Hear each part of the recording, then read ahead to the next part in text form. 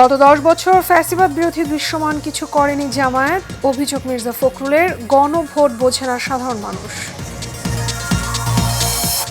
৩ দিনের রাষ্ট্রীয় সফরে ঢাকায় ভুটানের প্রধানমন্ত্রী শেরিং তোবগে বৈঠক করবেন প্রধান উপদেষ্টার সাথে। এবং ত্রয়োদশ সংসদ নির্বাচন হবে ঐতিহাসিক বললেন ইসি সানাউল্লাহ। মাঠে থাকবেন রেকর্ড সংখ্যক আন্তর্জাতিক পর্যবেক্ষক। স্বাগত এশিয়ান নিউজে আপনাদের সঙ্গে আছি আমি মিতা মৌসুমী। এতক্ষণ শুনছিলেন বিআরবি কেবল ইন্ডাস্ট্রিজ লিমিটেড সংবাদ শিরোনাম। এবারে চলে যাব বিস্তারিত সংবাদে। নরসিংদীর মাধবদীতে ভূমিকম্পের ২৪ ঘন্টা না পেরোতেই আশুলিয়ার বাইপালে আবারও কম্পন রেকর্ড করেছে আবহাওয়া অধিদপ্তরের ভূমিকম্প পর্যবেক্ষণ এবং গবেষণা কেন্দ্র। সকাল ১০টা ৩৬ মিনিটে ১২ সেকেন্ডে এই কম্পন রেকর্ড করা হয়। রিক্টার স্কেলের মাত্রা ছিল ৩.৩। আবহাওয়া অফিসের তরফ থেকে নিশ্চিত করা হয়েছে এ তথ্য। বলা হয় এটি একটি মাইনর ভূমিকম্প। এর উৎপত্তিস্থল বাইপাইল। এর আগে শুক্রবার সকালে ঢাকা থেকে ১৩ কিলোমিটার পূর্বে ৫.৭ মাত্রার ভূমিকম্প অনুভূত হয়। এতে ২ শিশুসহ ১০ জন প্রাণ হারিয়েছেন। রাজধানী সহ দেশের বিভিন্ন স্থানে ভয়াবহ ভূমিকম্পে নিহতের সংখ্যা বেড়ে ১০ জনে দাঁড়িয়েছে। এতে আহত হয়েছে ৪ শতাধিক মানুষ। শুক্রবার সকাল ১০টা ৩৮ মিনিটের দিকে এই ভূমিকম্প অনুভূত হয়। আবহাওয়া অধিদপ্তরের তথ্য অনুযায়ী এই ভূমিকম্পের মাত্রা ছিল ৫.৭। এর উৎপত্তিস্থল নরসিংদীর মাধবদী। ভূমিকম্পের ফলে ভেঙে পড়ে বিভিন্ন স্থাপনা, হেলে পড়ে বড় বড় ভবন। এদিকে ভূমিকম্পে এ পর্যন্ত ৪৫০-র বেশি মানুষ আহত হয়েছেন বলে জানিয়েছে দুর্যোগ ব্যবস্থাপনা অধিদপ্তরের পরিবীক্ষণ এবং তথ্য ব্যবস্থাপনা অনুবিভাগের পরিচালক নিতাই চন্দ্র দে সরকার। নরসিংদীর মাধবদীতে উৎপত্তি হওয়া এই কম্পনে সারা দেশে ১০ জনের প্রাণহানির তথ্য পাওয়া গেছে। দর্শক, ভূমিকম্পের ঝুঁকি প্রতিরোধের বিষয়ে আলোচনার জন্য ভার্চুয়ালি সংযুক্ত করে নিতে চাই নগর পরিকল্পনাবিদ এবং বাংলাদেশ ইনস্টিটিউট অফ প্ল্যানার্সের সাধারণ সম্পাদক শেখ মোহাম্মদ মেহেদী হাসানকে। জি, আপনি আমাকে শুনতে পাচ্ছেন শেখ মোহাম্মদ মেহেদী হাসান? জি, শুনতে পাচ্ছি। জি, স্বাগত জানাচ্ছি আপনাকে। আপনার কাছে আমার প্রশ্ন ছিল ভূমিকম্পের বিষয়ে। রাজধানী উন্নয়ন কর্তৃপক্ষের পরিসংখ্যান অনুযায়ী ঢাকায় প্রায় ২১ লাখ ভবন রয়েছে। এর মধ্যে ৬ লাখ ভবন উচ্চ ঝুঁকিতে রয়েছে এবং ভূমিকম্পের সময় এগুলো ধসে পড়লে ব্যাপক প্রাণহানিরও আশঙ্কাও রয়েছে। এক্ষেত্রে আসলে করণীয় কি? ভূমিকম্প আসলে একটা প্রাকৃতিক দুর্যোগ। ভূমিকম্পকে বন্ধ করে দেওয়া বা ভূমিকম্পকে নিয়ন্ত্রণ করার ক্ষমতা আমাদের হাতে নাই। তাহলে যদি ভূমিকম্প হয় তাহলে এই ভূমিকম্প মোকাবেলা বা ভূমিকম্প মোকাবেলার প্রস্তুতি স্বরূপ বা ভূমিকম্প পরে আমাদের করণীয় সেটা নিয়ে আমাদের কর্মকৌশল নির্ধারণ করে সে অনুযায়ী প্রস্তুতি নিতে হয়। আপনি যেমনটি বললেন, ঢাকা মহানগরীতে যত ভবন আছে তার প্রায় ১/৪ অতি ঝুঁকিতে আছে। ইনফ্যাক্ট যদি আমাদের এই ভূমিকম্পের তীব্রতা ৫.২ না হয়ে ৬.৫ হতো, তাহলে ঢাকার ৬০-৬৫% ভবনই কিন্তু ধসে পড়ে। এটাও একটা গবেষণা থেকে উঠে এসেছে এবং আমাদের ঢাকা শহরের ভবনগুলো ঝুঁকিপূর্ণ অবস্থায় আছে। এটার অন্যতম কারণ হচ্ছে আমাদের এই মহানগরীতে ৯৪-৯৫% ভবনই হচ্ছে আপনার আইন না মেনে এবং অনুমোদন নিয়ে ভবন। এই রাজুক থেকে অনুমোদন না নিয়ে হয়েছে ৮২% এবং বাকি অংশ হচ্ছে অনুমোদন নেওয়ার পরে ব্যত্যয় হচ্ছে। আমাদের যত ভবন আছে তার ৯৪-৯৫% ভবনই হচ্ছে আপনার আইন অমান্য করে বিল্ডিং কোড ব্যত্যয় করে। সেই হিসাবে আমাদের শহরটি আসলে ভূমিকম্পের কারণে মারাত্মক ঝুঁকিপূর্ণ একটা অবস্থানে আছে। এটা হচ্ছে প্রথম বিষয়। দ্বিতীয় বিষয় হচ্ছে এই শহরের জনঘনত্ব পৃথিবীর সবচেয়ে এই শহরের জনঘনত্ব সবচেয়ে বেশি পৃথিবীর যে কোনো শহরের তুলনায় যদি আমরা চিন্তা করি। আমাদের ১ একর বা প্রতি বর্গ কিলোমিটারে যে জনসংখ্যা বসবাস করে পৃথিবীর যে কোনো শহরের তুলনায় অত্যন্ত বেশি।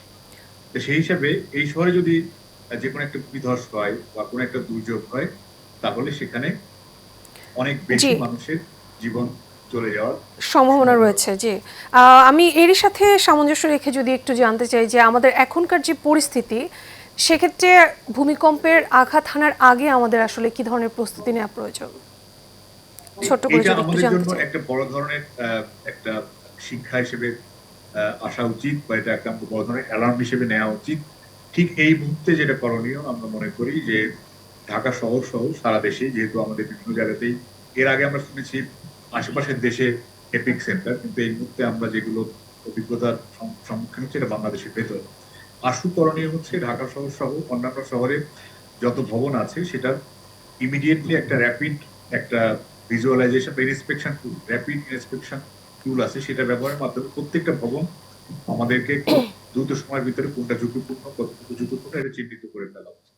এবং এই ঝুঁকির যে একটা লিস্ট তৈরি করে সেই ঝুঁকি অ্যাড্রেস করার জন্য আমাদের বিল্ডিং এর যে রেট্রোফিটিং বলে বা সংস্কার করার যে বিষয়গুলো বলে সেটা অতি দ্রুত করে ফেলা উচিত। তা না হলে আমাদের এই ঝুঁকিটা আছে এবং আমাদের যে কোনো ক্ষেত্রে যদি এই ধরনের একটা ভূমিকম্প ঘটে তাহলে আমাদের ব্যাপক পরিমাণ জীবন তো বটেই, মানুষের জীবন তো বটেই, এবং সেই সাথে ব্যাপক পরিমাণ ক্ষয়ক্ষতি হবে। জি, আপনাকে অসংখ্য ধন্যবাদ আমাদের সাথে যুক্ত হওয়ার জন্য। গত 10 বছর ফ্যাসিবাদ বিরোধী দৃশ্যমান কিছু করেনি জামায়াত, এমন মন্তব্য করেছেন বিএনপির মহাসচিব মির্জা ফখরুল ইসলাম আলমগীর। শনিবার সকালে রাজধানী ডিপ্লোমা ইঞ্জিনিয়ারিং ইনস্টিটিউটে মৌসিক কেয়ারটেকার কল্যাণ পরিষদের আলোচনা সভায় এই মন্তব্য করেন তিনি। মির্জা ফখরুল বলেন, পিআর দেশের মানুষ বোঝে না, পিআরের সঙ্গে আমরা পরিচিত নই। গণভোটের হ্যাঁ বা না মানুষ বুঝতে পারছে না, শেষ দিন পর্যন্ত বুঝতে পারবে না। আরও জানাচ্ছেন শরীফুল ইসলাম।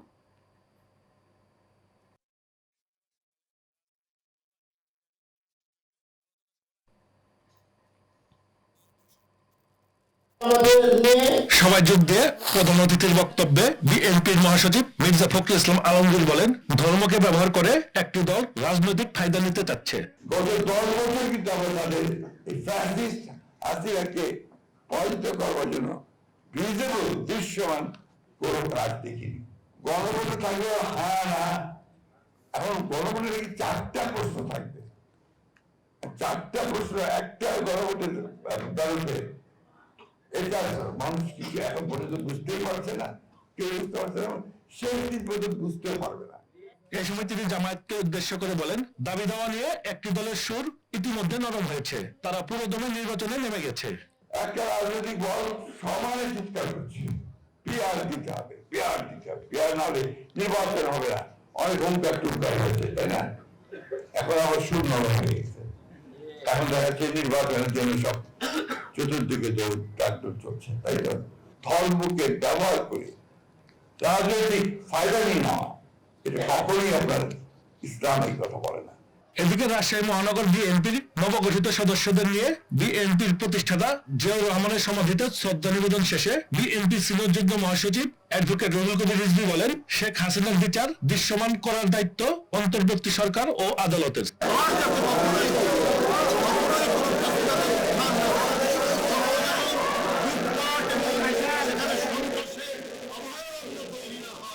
অস্থিতিশীলতা তৈরি করার অনেক প্রচেষ্টা করবে পরাজিত শক্তিরা বিভিন্নভাবে, তো সেইটাকে দমন করার দায়িত্ব তো সরকার। সবকিছু করেই জনগণ যাতে ভোট কেন্দ্রে গিয়ে তার পছন্দ মতো ব্যক্তিকে ভোট দিতে পারে সেই ব্যবস্থাটা দায়িত্ব হচ্ছে সরকারের। সেক্ষেত্রে গণতন্ত্রকামী সমস্ত রাজনৈতিক দল সরকারকে সহযোগিতা করে। রাজুক এবং পতিত সরকারের সীমাহীন দুর্নীতির কারণে ঢাকা আজ অপরিকল্পিত নগরে পরিণত হয়েছে বলে এ সময় জানান বিএনপির এই জ্যেষ্ঠ নেতা। অনুমোদন ছাড়াই রাজুকের প্রায় 95% ভবন তৈরি হয় কি করে? Shariful Islam, Asian television, Dhaka. ভুটানের প্রধানমন্ত্রী শেরিং তোবগে সাভারের জাতীয় স্মৃতিসৌধে মুক্তিযুদ্ধের শহীদদের প্রতি ফুল দিয়ে শ্রদ্ধা নিবেদন করেছেন। পরে তিনি দর্শনার্থী বইয়ের স্বাক্ষর এবং একটি গাছের চারা রোপণ করেন। এর আগে রাষ্ট্রীয় সফরে সকালে ঢাকায় এসে পৌঁছান ভুটানের প্রধানমন্ত্রী শেরিং তোবগে।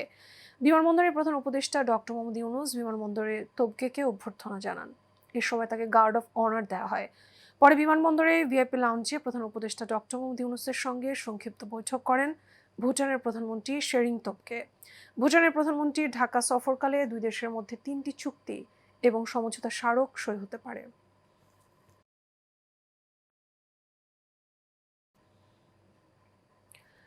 ত্রয়োদশ সংসদ নির্বাচন হবে একটি ঐতিহাসিক নির্বাচন, যার মাধ্যমে গণতন্ত্রের পুনঃসূচনা হবে বলে মন্তব্য করেছেন নির্বাচন কমিশনার আবুল ফজল মোহাম্মদ সানাউল্লাহ। সকালে এশিয়ান নেটওয়ার্ক ফর ফ্রি ইলেকশনসের কর্মশালায় এসব কথা বলেন তিনি। জানান একটি সুষ্ঠু, গ্রহণযোগ্য এবং নিরপেক্ষ নির্বাচন দিতে প্রস্তুত বর্তমান নির্বাচন কমিশনার। তবে আগামী জাতীয় নির্বাচনে সামাজিক যোগাযোগ মাধ্যমে অপতৎপরতা এবং এআইয়ের অপব্যবহার ঠেকাতে নির্বাচন কমিশনের চ্যালেঞ্জও রয়েছে। এছাড়াও রেকর্ড সংখ্যক আন্তর্জাতিক পর্যবেক্ষক আসন্ন ত্রয়োদশ জাতীয় নির্বাচনে অংশ নেবে বলেও আশা প্রকাশ করেন নির্বাচন কমিশনার আবুল ফজল মোহাম্মদ সানাউল্লাহ। বলেন তারা সবাই একটি ঐতিহাসিক নির্বাচনের অংশীদার হতে চায়।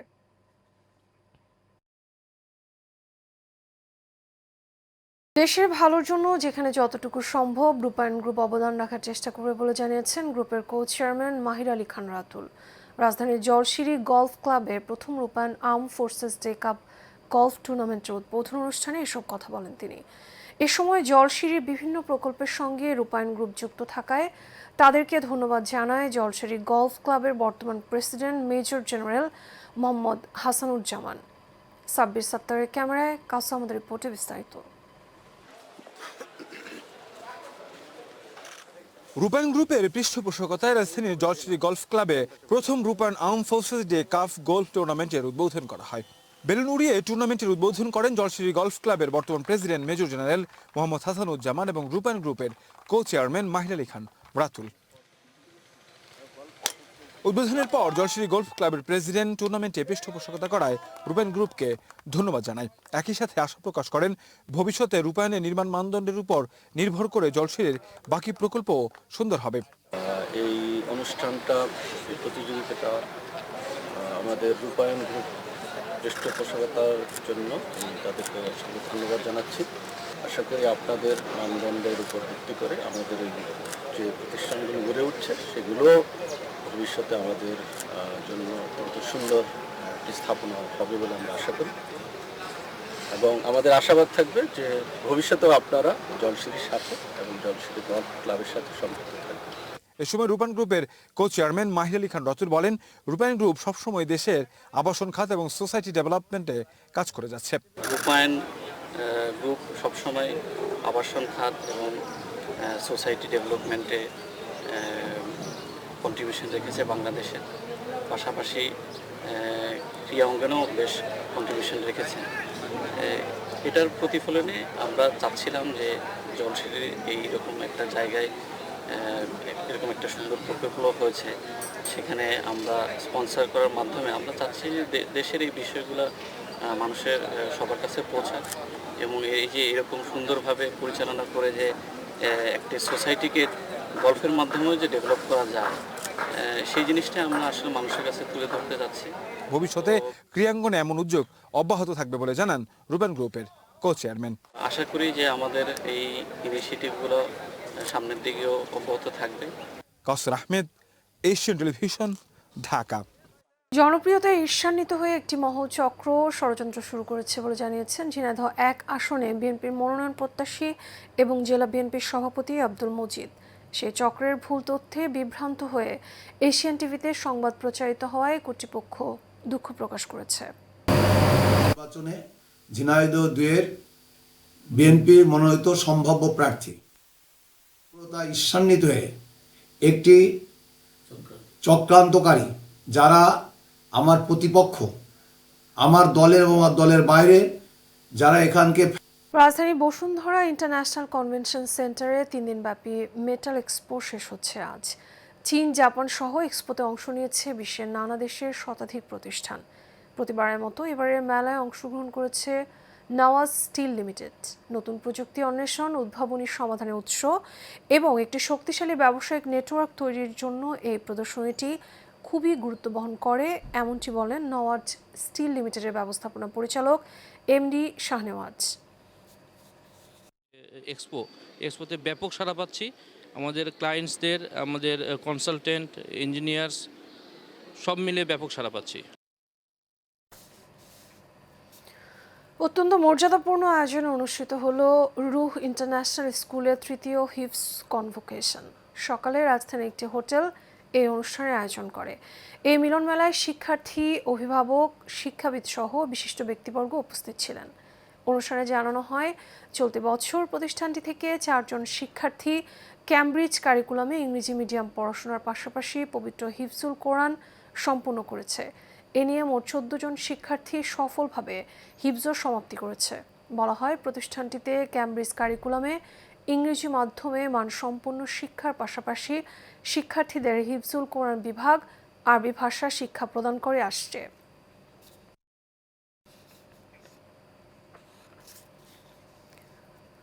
পলাতক গণহত্যাকারী হাসিনার মৃত্যুদণ্ডের রায় তার কৃতকর্মের ফল বলে মন্তব্য করেছেন চট্টগ্রাম মহানগর বিএনপির সাবেক সাধারণ সম্পাদক আবুল হাশেম বক্কর। শুক্রবার বিকেলে চট্টগ্রামের শাহ আমানত সেতু সংলগ্ন মির ফিলিং স্টেশনের সামনে আয়োজিত পথসভায় তিনি এ মন্তব্য করেন। মহানগর বিএনপির সাবেক সহ সাধারণ সম্পাদক ইয়াসিন চৌধুরী আশুর সভাপতিত্বে এবং নগর যুবদলের সাবেক সাংগঠনিক সম্পাদক ইমদাদুল হক বাদশার পরিচালনায় এই সভা হয়। এতে বিশেষ অতিথি ছিলেন মহানগর বিএনপির সাবেক যুগ্ম সম্পাদক আব্দুল মান্নান, সাবেক ধর্ম বিষয়ক সম্পাদক হাজী নুরুল আক্তার সহ আরও অনেকে। এর সাথে শেষ করবো এশিয়ান নিউজ। তার আগে বিআরবি কেবল ইন্ডাস্ট্রিজ লিমিটেড সংবাদ শিরোনামগুলো জানাবো আরও একবার। গত 10 বছর ফ্যাসিবাদ বিরোধী দৃশ্যমান কিছু করেনি জামায়াত, অভিযোগ মির্জা ফখরুলের। গণভোট বোঝে না সাধারণ মানুষ।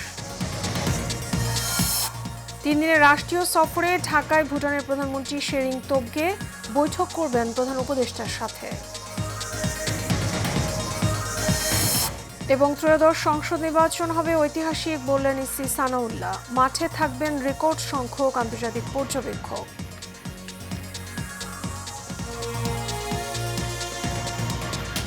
এশিয়ান নিউজ এ পর্যন্তই। আমাদের পরবর্তী সংবাদ দেখার আমন্ত্রণ রইল। এতক্ষণ সাথে থাকার জন্য ধন্যবাদ সবাইকে।